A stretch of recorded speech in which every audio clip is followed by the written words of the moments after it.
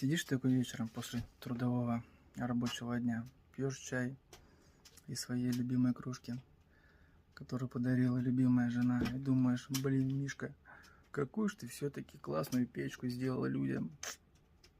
Такая у нас получилась красавица. Сейчас мы ее тестируем.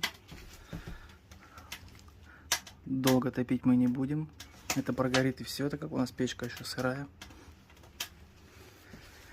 Здесь у нас двухконфорочная плита, где можно что-нибудь приготовить. Ну а здесь что-нибудь посушить. Каждый кирпичик положен вот этими руками. Положен с любовью. Так что пускай эта печка несет людям тепло, уют и радость. А мы поедем дальше печки строить. Класс.